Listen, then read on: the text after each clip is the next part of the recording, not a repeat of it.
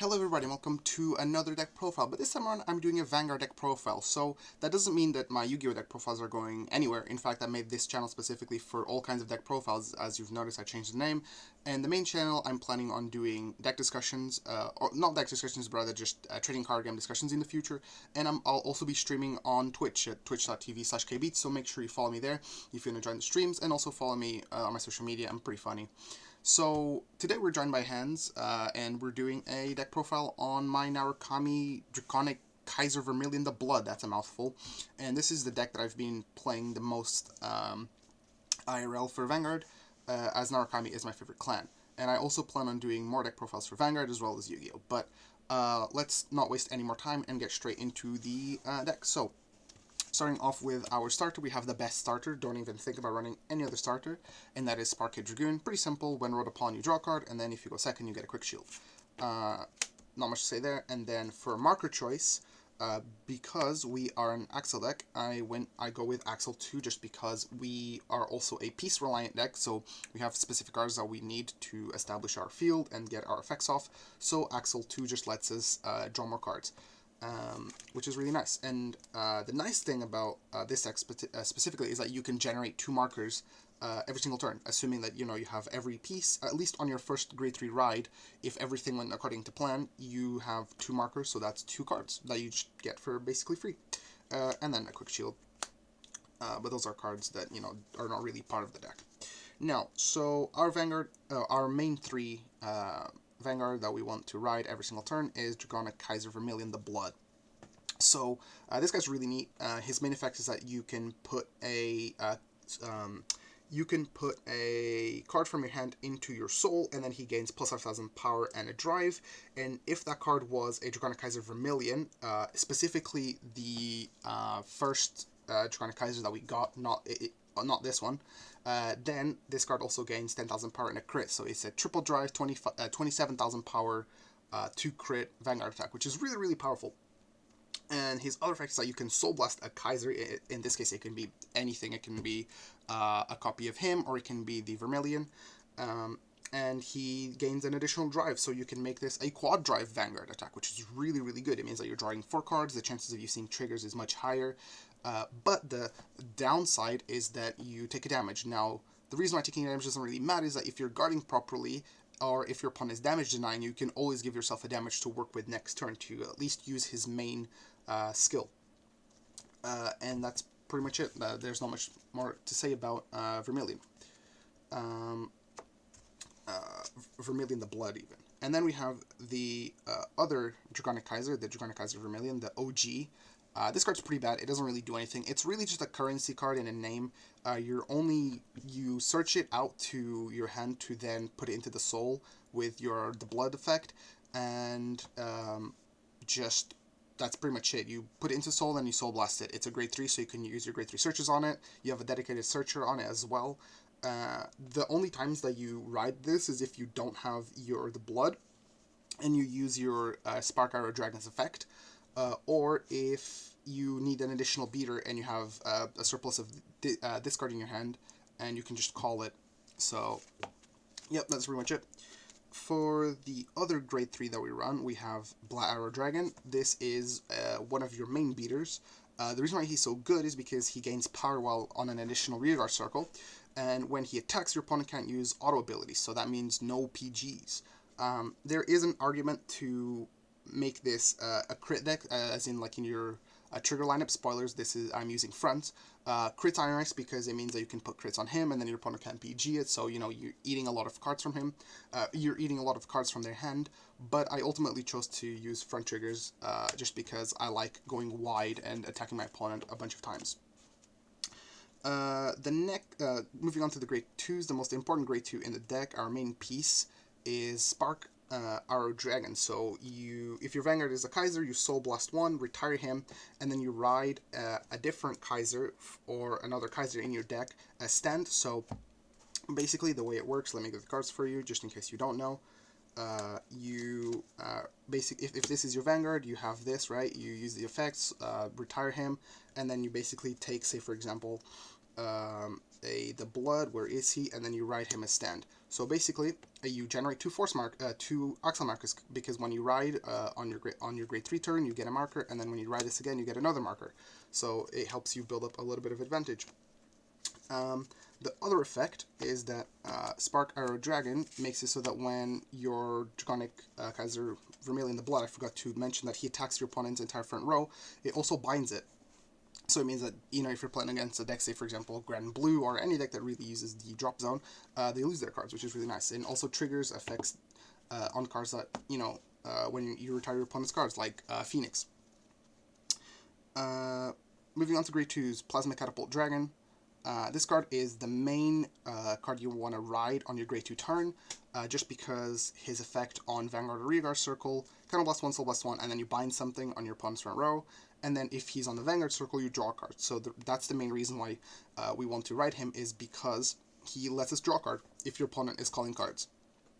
However, he's also good as a rearguard because his effect is an act, not a non-placement, meaning that if he sticks around on the field, you can just use the effect again. That's pretty much it for the card. It's just a good rearguard that we have access to. Now, for really strong beater that the deck has, we have 3 copies of Martial Arts Dragon. He is super generic, and he's really good. On play, Soul Blast 1, Counterblast 1, bind an opponent's front or rearguard. Pretty simple. But then his other effect is when your unit's attack did not hit, he gains +5. So usually this is your last attack, because you can just swing with everything, and for every attack that didn't hit, he just keeps getting bigger and bigger and bigger and bigger. Just off one attack not hitting, he can already hit Force marker Vanguards that are, 13,000 power, and then every other attack after that, you start asking for more shield, or you can start beating over your opponent's defensives. The reason why I'm only playing 3 is because I'm only really trying to see 1 copy of him. He's really good, but he kind of just sits there gaining power as a beater, and if he doesn't leave the field, then you can just, build him up again next turn. For grade 1s, we have Thunder Volet Dragon, or Thunder Valet Dragon. His effect is pretty simple. On place, look at top 5 and you get a Draconic Kaiser Vermilion, or you get a Spark Arrow Dragon. It has to be specifically the OG Vermilion, it can't be the Blood. So this is like one of your main ways to search out your pieces to make sure that you can get your combos off. And then the other effect is if when the Vanguard attack hits, he gains +5. So he becomes a 13k attacker, and he can start punching at your opponent's face. So this effect kind of sucks because it has to be when your Vanguard attack hits, rather than when your Vanguard attacks, or when you bind something. But, having a 13 beater is just not bad at all, especially if you're going to call these guys into the front row, and if the opponent is low on resources, or they don't have a PG, or sometimes they're just trying to take the hit for some reason because they want to take 2 crit, then this is not a bad card to swing with. For maximum consistency, we are playing triple copies of Mighty Bolt Dragoon. He is the guy. He helps you search your grade 3s, and when you bind something, he also gains power, so a lot of times you can call this as a front row rearguard unit and swing with it. But just being able to help you find your Blood and your Kaiser Vermilions is already really good, and so we want to see as many copies of him as possible, so we play 4. For, as an Arakami staple, you play any number of birds that you choose. I choose to play 3 birds. When he's in the drop zone, if you bind a card, you can call him from the drop zone, and then he gains +3. This can be a really good booster, or if you have an open axle circle, you can then call him there, and he has numbers, so you can hit your opponent's Vanguard pretty well. Sometimes what I do is if I have a card on an additional rearguard circle, I usually swing with it, and then swing with my Vanguard, bind my opponent's front row, and then call the bird from the drop zone on that additional rearguard circle, and then I basically created a multi-attack, which is not bad.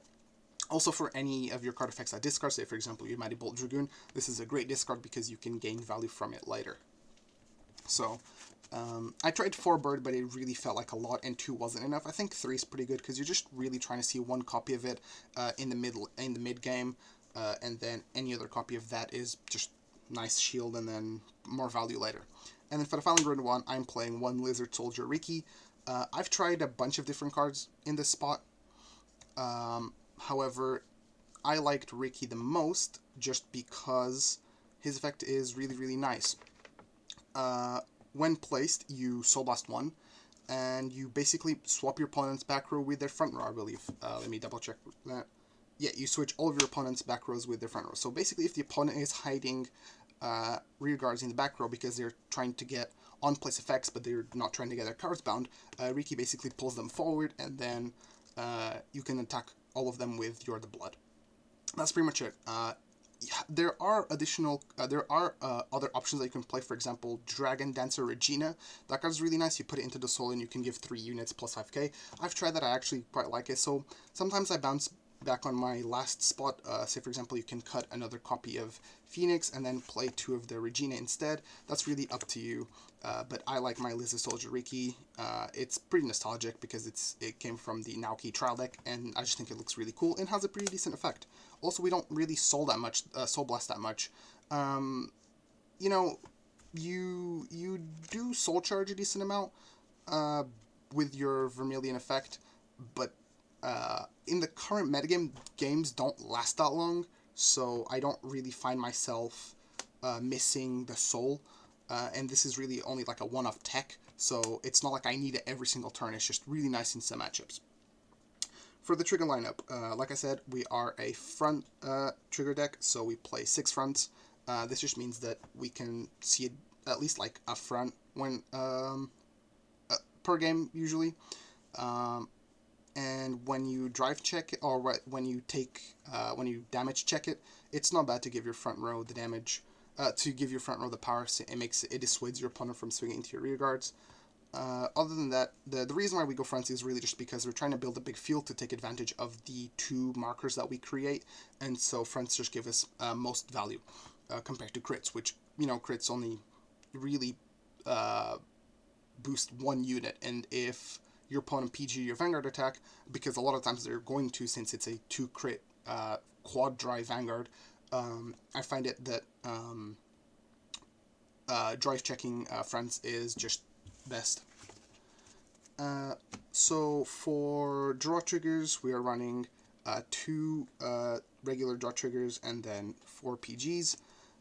Pretty standard ratio in Arakami, the 6/6, the classic. The reason why this just works kind of well is because, again, like I said, we are a piece reliant deck, and we want to at least, you know, make sure that our combo goes off every time, and the 6 draws means that we'll see a couple of draws per game. Also, these Dragon Mages are just nice discard fodders for effects that you need to discard because they only have 5k shield, so you don't mind discarding them. So finally, we are running 4 heals.